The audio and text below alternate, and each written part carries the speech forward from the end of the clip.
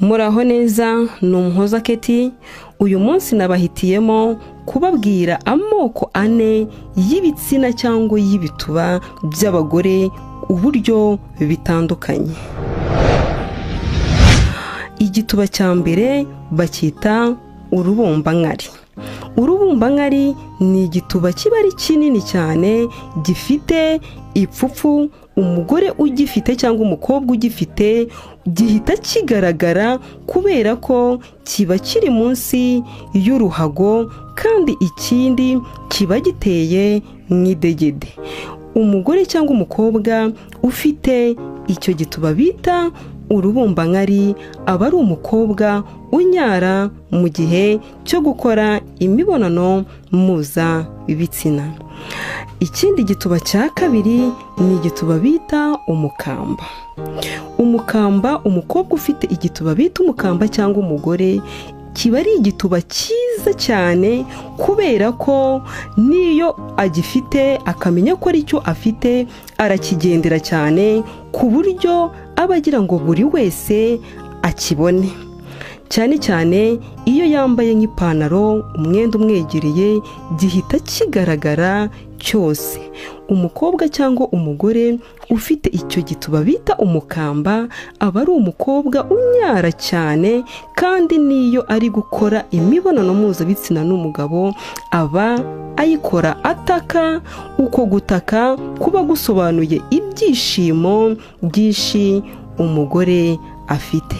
Ikindi kandi umugore cyangwa umukobwa ufite icyo gituba bita umukamba rwose aba ari umukobwa unyara cyane ku buryo abagabo bose bamwishimira kandi banamukunda. Icyo cyari igitsina cya kabiri cyangwa igituba cya kabiri uko cyitwaga. Ikindi gituba cya gatatu ngiye kubabwira bacyita injuma. Igituba bita injuma kaba ari agatuba gatoya, gafite ka rugongo gatoya, gafite udushino dutoya, kandi kadaciye imyeyo.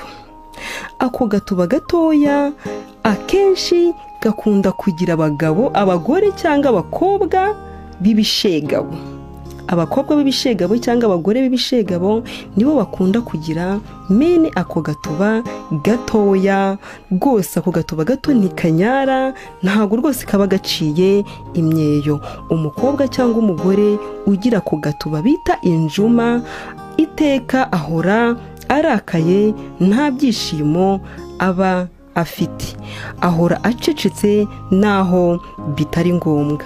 Umukobwa cyangwa umugore ufite ako gatuba bita injuma ntabwo rwose uwo mukobwa iyo ari gukora imibonano mpuzabitsina ntabwo anyara. Ni wa wundi ushobora kubikora bikarangira ubabaye, ukanisanga ufite igitsina cyawe cyakomeretse cyazanye utuntu tw'udusebe. Icyo cyari igituba cya gatatu.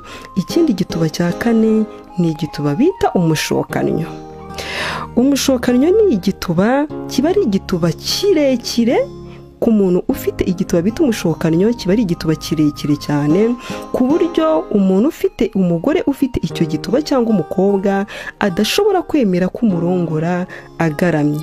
Impamvu atemera ko umurongora agaramye, uwo mukobwa cyangwa umugore akunda ko umurongora inyuma, kubera ko icyo gituba kiba kiri inyuma, ntabwo kiba kiri imbere, kiba kiri inyuma nk'amabya y'ingurube.